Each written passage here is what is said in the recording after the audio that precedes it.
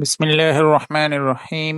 প্রিয় শিক্ষার্থীবৃন্দ, এই পর্যায়ে আমরা আরবি ভাষা ও ব্যাকরণ শিক্ষার মাদি মতলকের 11 নম্বর সিগা ফাআল তুমা নিয়ে আলোচনা করতেছি। লক্ষ্য করুন, ফা জবর ফা, আইন লাম জবর আল, ফাআল। মূল হরফ তিনটি, প্রথম অক্ষরে জবর, দ্বিতীয় হরফে জবর জের পেশ হতে পারে, তৃতীয় হরফে জজম হবে।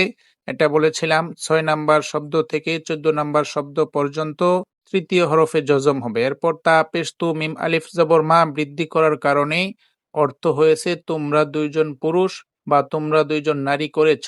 এই শব্দটি পুরুষ মহিলা উভয় ক্ষেত্রেই ব্যবহার করা হয়। এটা হলো তাসনিয়া মুজাক্কার ও মুআন্নাস হাজির।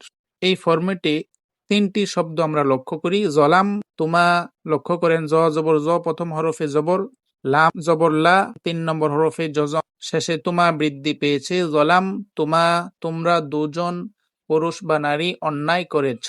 মূল হরফ তিনটি, জ লাম মিম। প্রথম হরফে জবর থাকার কারণে অতীতকাল, দ্বিতীয় হরফে জবর জের পেশ থাকতে পারে, আর তৃতীয় হরফে অবশ্যই জজম হবে, আর শেষে তোমা বৃদ্ধি পেয়েছে। সেম তাই তোমা, তোমরা দুজন পুরুষ বা নারী এনেছো দিয়েছো। তাই তোমা, তোমরা দুজন পুরুষ বা নারী এসেছো। 4 নাম্বার কাযযাব তোমা।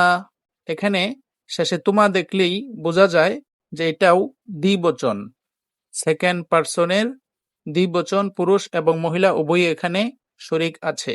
কাযযাবতুমা অর্থ হলো তোমরা দুজন পুরুষ বা নারী মিথ্যাবাদী বলেছ। তাহলে আমরা জানতে পারলাম ফেলে মাদি মতলক অতীতকালীন ক্রিয়ার 11 নাম্বার শব্দ ফাআল তুমা